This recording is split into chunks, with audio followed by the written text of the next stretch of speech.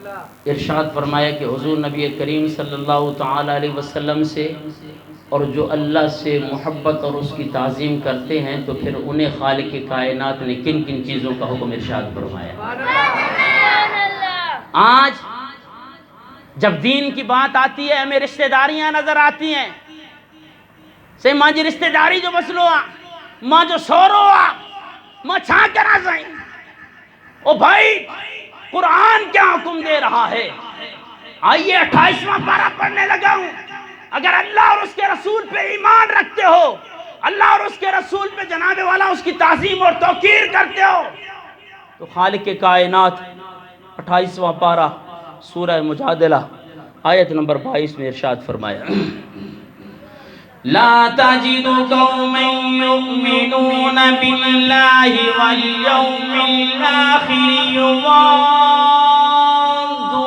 من حاد الله ورسوله ولو كانوا آباءهم أو أبناءهم أو إخوانهم أو عشيرتهم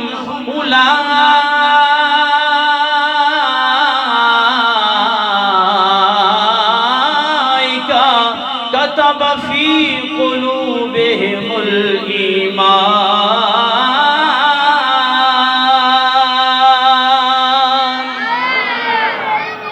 خالق کائنات نے ارشاد فرمایا، اے حبیب پیارے، لا تجد قوما یؤمنون باللہ ورسولہ، اے حبیب پیارے آپ ایسی قوم ہرگز نہیں پائیں گے۔ پروردگار کون سی قوم؟ جو اللہ اور اس کے رسول پہ ایمان بھی لائے اور جناب والا قیامت کے دن پہ ایمان لائے۔ خالق کائنات نے ارشاد فرمایا، لا تجد قوما یؤمنون باللہ والیوم الآخر یوادون من حاد اللہ۔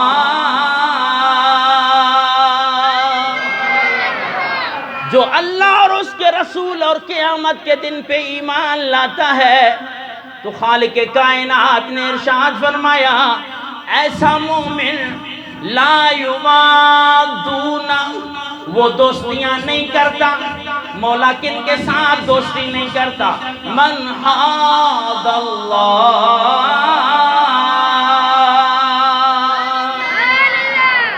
جو اللہ کی مخالفت کرتا ہے، اللہ کے رسول کی مخالفت کرتا ہے، پھر جناب والا وہ اس کا تعلق، اس کی جناب والا دوستی ان احباب کے ساتھ نہیں ہوتی۔ آج ہمارے معاشرے کے اندر جناب والا ہم تو یہ کہنے لگتے ہیں جناب ماں چھا کرا ماں جی مجبوریہ ماں جی رشتہ داریہ۔ خالق کائنات قرآن پاک میں ارشاد تو فرمائے، وَلَوْ كَانُوا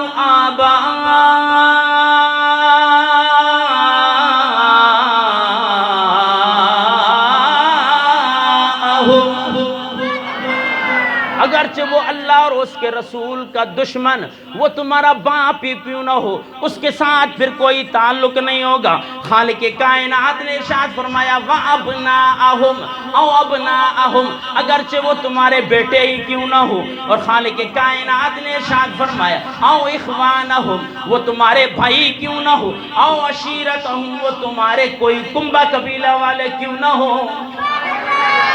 ایمان والا جو اللہ اور اس کے رسول کے ساتھ محبت کرتا ہے، اللہ اور اس کے رسول کی تعظیم کرتا ہے، پھر ان کے ساتھ دوستیاں نہیں کرتا۔ جو اللہ اور اس کے رسول کی مخالفت کرتے ہیں، جن کا جناب والا کوئی دین اور ایمان نہیں ہے، خالق کائنات نے ارشاد فرمایا، جو میری محبت میں، میرے حبیب کی محبت میں ان سے قطع تعلقی کرتا ہے، خالق کائنات نے ارشاد فرمایا،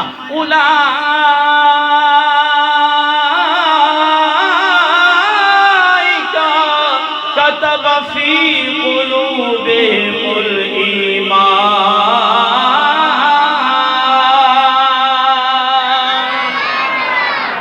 خالق کائنات نے ارشاد فرمایا، ہم اس کے ایمان کو مضبوط کر دیتے ہیں۔ پھر گھبرانا نہیں ہے کہ جناب رشتہ داری ہے، باپ ہے۔ عزیزان محترم، اس آیہ مبارکہ کی اگر تفسیر میں دیکھنا چاہتے ہو، آؤ عزیزان محترم، جناب والا حضور نبی کریم صلی اللہ تعالی علیہ وسلم کی تعظیم کی بات کرنے لگا ہوں، اسی آیہ مبارکہ کی شان نزول میں امام قرطبی نے بڑی تفصیل کے ساتھ بیان کیا کہ ایک مرتبہ حضور نبی کریم صلی اللہ تعالی علیہ وسلم کے عاشق صادق سیدنا ابو بکر صدیق رضی اللہ تعالیٰ عنہ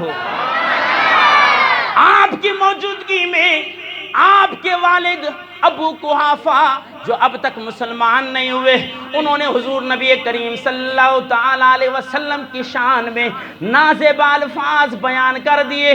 حضرت ابو بکر صدیق رضی اللہ تعالیٰ عنہ نے دیکھا کہ جناب والا سامنے والد ہے، جب اس نے حضور نبی کریم صلی اللہ تعالی علیہ وسلم کی شان میں نازیبا الفاظ بیان کیے۔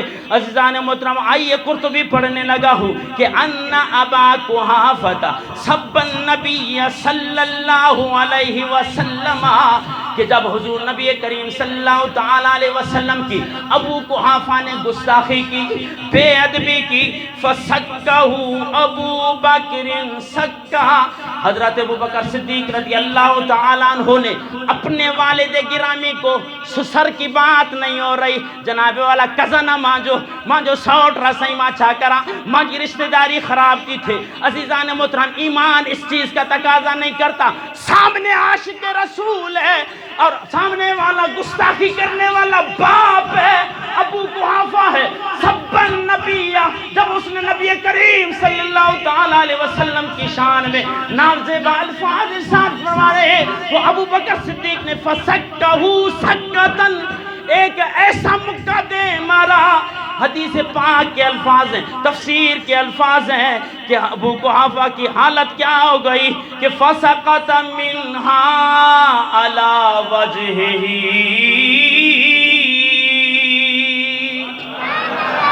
ابو بکر صدیق نے اپنے باپ کو ایسا زوردار مکہ مارا کہ وہ منہ کے بل آ کے گرا۔ اب ابو قحافہ حضور نبی کریم صلی اللہ تعالی علیہ وسلم کی بارگاہ میں حاضر ہو گیا، اب تک مسلمان نہیں ہوا۔ اتن نبی صلی اللہ علیہ وسلم فذکر ذالک لہ فقال افعلتہ لا تعد الیہ والا بعث والذی بعثک بالحق نبیا لو کان السیف منی قریبا لقتلتہ۔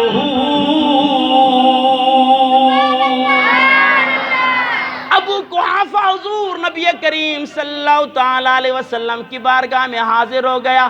آپ جسے اپنا عاشق صادق کہتے ہیں، بیٹا میرا ہے اور اس نے میری توہین کی ہے اور اس نے مجھے جناب والا مکہ مارا ہے، میری بڑی بے ادبی کی ہے۔ میرے آقا نے حضرت ابو بکر صدیق رضی اللہ تعالیٰ عنہ کو بلا کے پوچھا، او فعلتہ، اے صدیق پیارے واقعی تو نے اپنے باپ کی بے ادبی کی ہے؟ اب جناب والا ابو بکر صدیق رضی اللہ تعالیٰ عنہ کو حضور نبی کریم صلی اللہ تعالیٰ علیہ وسلم نے فرمایا لا تعود الیہ، پیارے صدیق آئندہ ایسی بات نہیں کرنی۔ حضرت ابو بکر صدیق رضی اللہ تعالیٰ عنہ حضور نبی کریم صلی اللہ تعالیٰ علیہ وسلم سے عرض کرنے لگے، والذی بعثک بالحق نبیا، کہ یا رسول اللہ مجھے قسم ہے اس ذات کی جس نے آپ کو سچا نبی بنا کے مبعوث فرمایا، یہ تو اس نے میرے سامنے گستاخی کی ہے، اس وقت میرے ہاتھ میں کوئی چیز نہیں تھی۔ حضرت ابوبکر صدیق عرض کرنے لگی لو کان السیف منی، یا رسول اللہ اگر اس وقت میرے ہاتھ میں تلوار ہوتی میں یہ نہ دیکھتا کہ میرا باپ ہے، میں آپ کا گستاخ سمجھ کے اس کا سر تن سے جدا کر دیتا۔ لبیک لبیک لبیک یا رسول اللہ، لبیک لبیک لبیک یا رسول اللہ، لبیک لبیک لبیک یا رسول اللہ۔ باپ سے بڑھ کر کوئی رشتہ قریب ہوتا ہے؟ آج جناب ہمیں رشتہ داریاں نظر آ جاتی ہیں، بھائی علماء آپ کو فتنے کی طرف دعوت نہیں۔ میں کہہ رہا ہوں اگر یہ باتیں ہمارے مسلمانوں کے اندر نہ ہوتی تو پھر یہ جسارت فراز کو کیسے ہوئی کہ اس نے جناب والا آج مسلمانوں کو ٹس سے مس نہیں ہوتا. سوشل میڈیا بھرا پڑا ہے. اور کون سا آج نئی جنریشن ہے جو ہماری جن کو جناب والا نیٹ استعمال کرنے نہیں آتا. او بھائی جب اس خبیث نے گستاخی کی ہے، آپ مسلمان ہیں، آپ کے ایمان کا تقاضا ہونا چاہیے کہ ان کی جتنی بھی مصنوعات ہیں ان سے بائیکاٹ کیا جائے. اور مسلمانوں کو پتہ ہی نہیں ہے کہ ہو کیا رہے دنیا کے اندر. اب یہ باپ ہے. ابو بکر صدیق رضی اللہ تعالیٰ عنہ کی سیرت کو پڑھ کر دیکھیں. اور پھر عزیزان محترم جنگ بدر کے اندر اب قرآن نے کہا او ابناہم، وہ تمہارے بیٹے ہی کیوں نہ ہو. اور حضرت عبد الرحمن اب مسلمان نہیں ہوئے. جنگ بدر کے اندر حضرت ابو بکر صدیق رضی اللہ تعالیٰ عنہ جنگ بدر میں کفار کے ساتھ لڑ رہے ہیں، گستاخ رسول کے ساتھ لڑ رہے ہیں.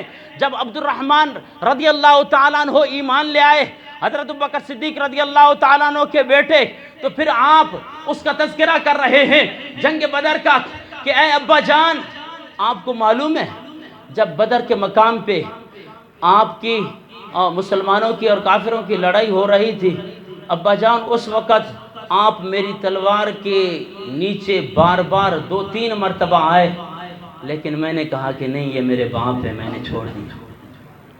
او بھائی یہ عبد الرحمن کا کہنا تھا.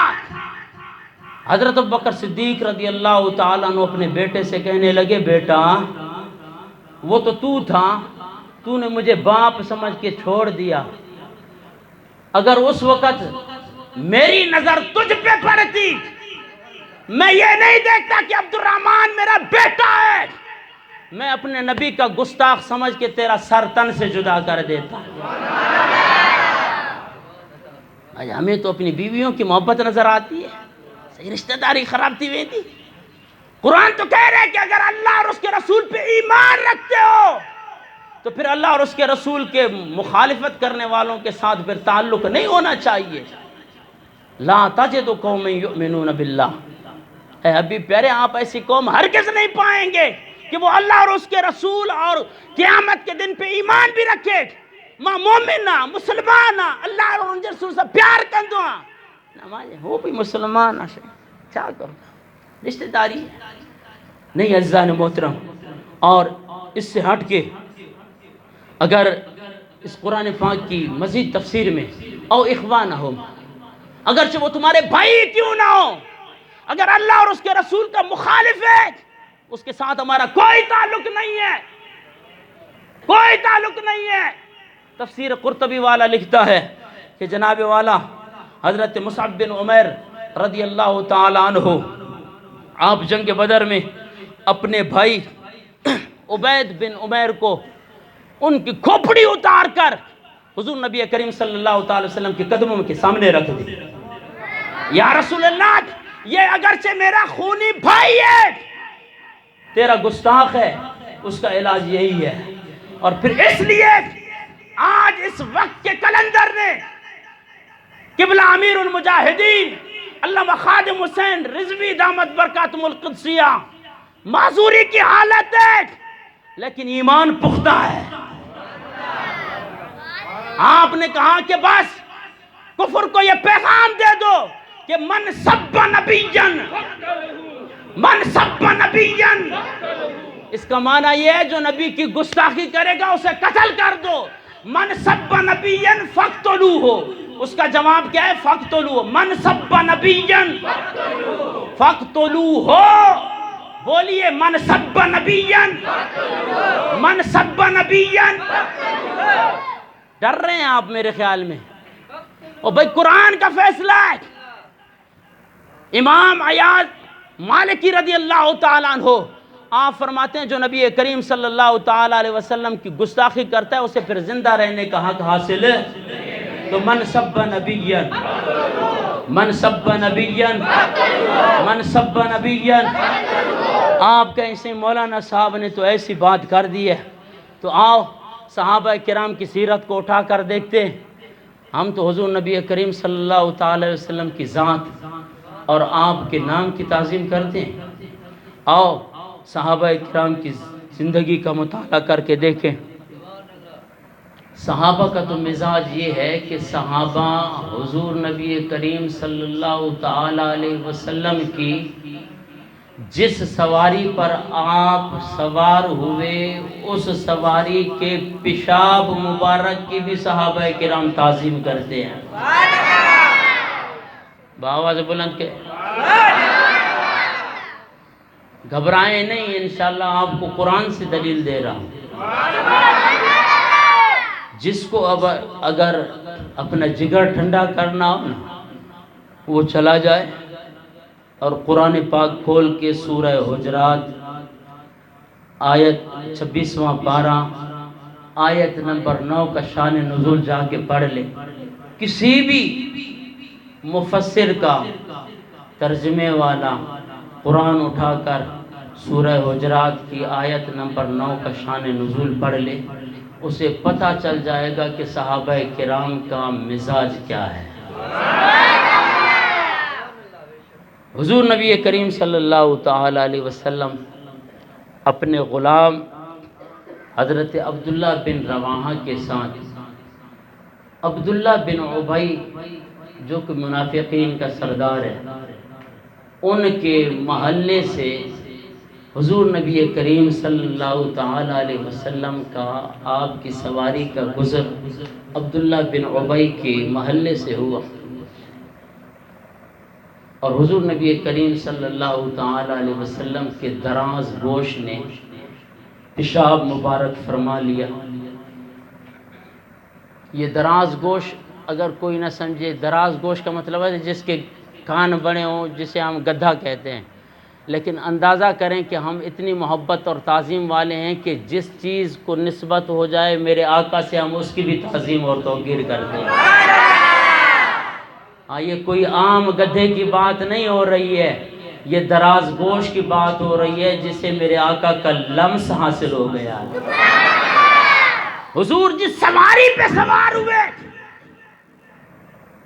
اس سواری نے عبداللہ بن ابی کے محلے میں پیشاب مبارک فرما لیا.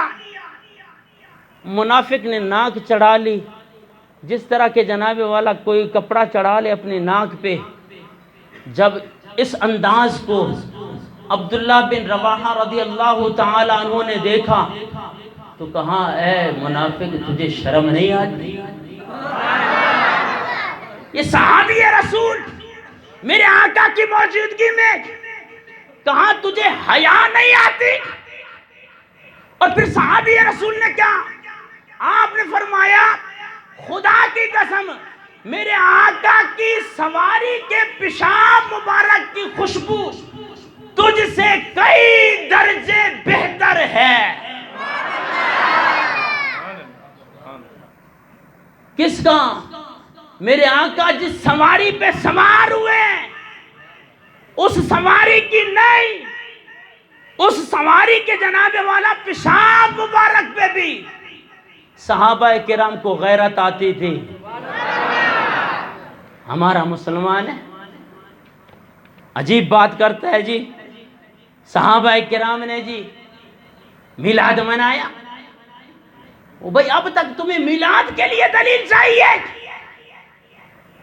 وہ صحابہ تو حضور نبی کریم صلی اللہ تعالی وسلم سے ان کی ذات کو چھوڑ دیں، حضور نبی کریم صلی اللہ تعالی علیہ وسلم کا جس چیز کے ساتھ لمس ہو گیا صحابہ کرام اس چیز کی بھی تعظیم اور توقیر کیا کرتے. بخاری نہیں پڑھی ہے؟ حضور نبی کریم صلی اللہ تعالی علیہ وسلم دلیل مانگتے سے میلاد کا لو ثابتہ، ہم آپ سے دلیل مانگ رہے ہیں، ہمیں بتاؤ. حضور نبی کریم صلی اللہ تعالی علیہ وسلم جب وضو فرمایا کرتے تھے آپ اپنا نخات مبارک جسے ہم ناک کی آلودگی کہتے ہیں، حضور نبی کریم صلی اللہ تعالی علیہ وسلم وضو فرماتے ہوئے آپ جب نخات مبارک پھینکنے کی کوشش کرتے صحابہ کرام اپنے ہاتھ مبارک پھیلا لیتے تھے. میرے آقا کے دیوانے یہ کیا کر رہے ہو؟ یہ نخات ہے، ناک کی آلودگی ہے، اللہ نے کوئی حکم دیا ہے؟ ناک کی آلودگی اٹھا کر جناب کرتے کیا تھے؟ بخاری شریف جناب والا حضور نبی کریم صلی اللہ تعالی وسلم کے صحابہ، اور بھائی وضو کا پانی تو اپنی جگہ پہ، وہ بھی تو گرنے نہیں دیتے تھے۔ نخات مبارک کی بات ہو رہی ہے، میرے آقا نخات مبارک پھینکتے تو صحابہ کرام اپنے ہاتھ لے کر یوں ہاتھ مل کے اپنے برکت کے لیے چہروں پہ مل لیا کرتے تھے۔ دلیل دے زئی تو بھی پانچ کے مفتی جی جناب والا ہے نک جی آلودگی کھڑی کرے تبرک کے طور تے تھوڑی ذرے لبے دے تو آ کے چاہوں تو آ کے پانچ مفتی سکے تو پیارا۔ اور بھائی حضور نبی کریم صلی اللہ تعالی وسلم کی بات کرتے ہو، صحابہ کرام نے تو اس درجے کی اپنے نبی کی تعظیم کی ہے۔ میں نے کہا نا حضور کی ذات بہت بلند، حضور کی صفات بہت بلند، حضور کی آل اور آپ کے اصحاب بہت بلند۔ جس سواری کے ساتھ میرے آقا کا لمس ہو جائے، صحابہ کرام اس سواری کے پیشاب کا بھی ادب و احترام کیا کرتے تھے۔ اللہ اکبر کبیرہ۔ بات آ گئی ہے تو آؤ میں آپ کو بڑی ذوق والی حدیث مبارکہ سنانے لگا ہوں، لیکن یہ ڈھیلا ماحول مجھے نظر آ رہا ہے۔ پریشان ہو گئے کہ مولوی صاحب آج ہلے کیڑی گالیوں تو کرے، باوت بلند سے سبحان اللہ۔ امام ابو نعیم جن کا سن وفات 430 ہجری ہے، آپ دلائل النبوہ کے اندر اور شارح بخاری امام قسطلانی مواہب اللدنیہ کے اندر یہ حدیث مبارکہ لاتے ہیں کہ اما عائشہ صدیقہ رضی اللہ تعالی عنہ فرماتی ہیں ایک مرتبہ حضور نبی کریم صلی اللہ تعالی علیہ وسلم سے اما عائشہ نے اما لوگوں نے بہت کیا، وہ اما کی سیرت تو پڑھ کے دیکھو۔ اما عائشہ صدیقہ رضی اللہ تعالی عنہ حضور نبی کریم صلی اللہ تعالی علیہ وسلم سے عرض کرتی ہیں یا رسول اللہ، آپ جب قضائے حاجت کے لیے بیت الخلاء تشریف لے جاتے ہیں تو پھر آپ کے بیت الخلاء تشریف لے جانے کے بعد ہم جب بیت الخلاء جاتے ہیں تو وہ چیز وہاں پہ نہیں پاتے جو انسان کے جسم سے خارج ہوتی ہے۔ یا رسول اللہ، آپ قضائے حاجت کے لیے جاتے ہیں تو وہاں ہم وہ چیز نہیں پاتے جو انسان کے جسم سے خارج ہوتی ہے۔ تو آقا دو جہاں صلی اللہ تعالی علیہ وسلم نے ارشاد فرمایا، تو جناب یہ میں آپ کو صحابہ کرام کا مزاج سنانے لگا ہوں۔ وڈا پو بھی سبحان اللہ نہ چوندا پہ ہیں۔ آقا دو جہاں صلی اللہ تعالی علیہ وسلم نے ارشاد فرمایا یا عائشہ تو اے عائشہ اما علمتی، عائشہ تجھے معلوم نہیں؟ اللہ، اما علمتی، عائشہ تجھے معلوم نہیں ہے ان اللہ امر الارض ان تبتلع ما خرج من الانبیاء؟ اے عائشہ تجھے پتا نہیں ہے کہ خالق کائنات نے زمین کو یہ حکم دے دیا ہے کہ جو بھی چیز ما خرج من الانبیاء، جو انبیاء کرام کے جسموں سے نکلے تو خالق کائنات نے زمین کو حکم دے دیا ہے کہ اس چیز کو اپنے سینے میں لے لیا کر۔ سبحان اللہ۔ بات آپ کو پھر بھی سمجھ نہیں آئی ہے؟ او بھائی،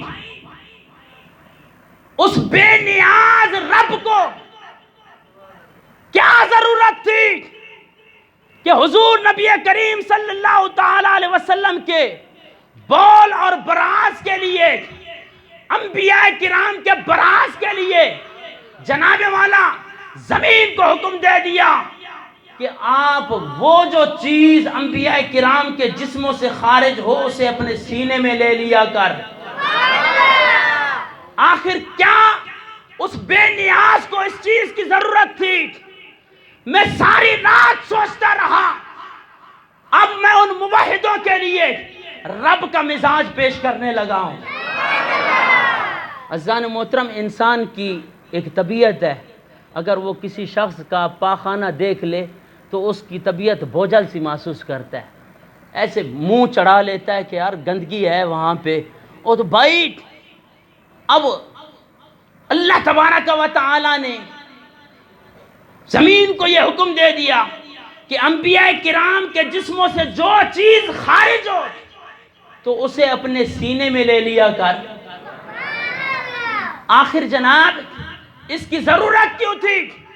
عزیزان محترم، اب میں آپ کے سامنے وہ جملہ بولنے لگا ہوں. اگر تو آپ کو یہ حدیث سمجھ آئی ہے، میں دیکھ رہا ہوں نا، کیونکہ اگر حدیث سمجھ آتی تو بآواز بلند سبحان اللہ کہتے. یہ کچھ الفاظ میں بول اور براز جو ہے نا، یہ عربی کے لفظ ہیں. بول چھوٹے پیشاب کو کہتے ہیں، براز بڑے پیشاب کو کہتے ہیں. سمجھ آ رہی ہے؟ بول چھوٹے پیشاب کو کہا جاتا ہے اور براز بڑے پیشاب کو کہا جاتا ہے. تو اما عائشہ صدیقہ رضی اللہ تعالی عنہا نے حضور نبی کریم صلی اللہ تعالی علیہ وسلم سے دریافت کیا، یا رسول اللہ، جب آپ بیت الخلاء میں جاتے ہیں وہاں ہم وہ چیز نہیں پاتے جو انسان کے جسم سے نکلتی ہے، ہم وہاں جاتے ہیں خوشبو نظر آتی ہے. اللہ اکبر کبیرہ. تو خالق کائنات کو کیا ضرورت تھی؟ عزیزان محترم، جملہ بولنے لگا ہوں کہ جو رب اپنے نبی کے مصطفیٰ کے پیشاب پہ اتنی غیرت کھاتا ہے تو پھر وہ رب اپنے مصطفیٰ کی ذات پہ کتنی غیرت کھاتا ہوگا. سبحان اللہ، پو بھی نہ چاہیے یار.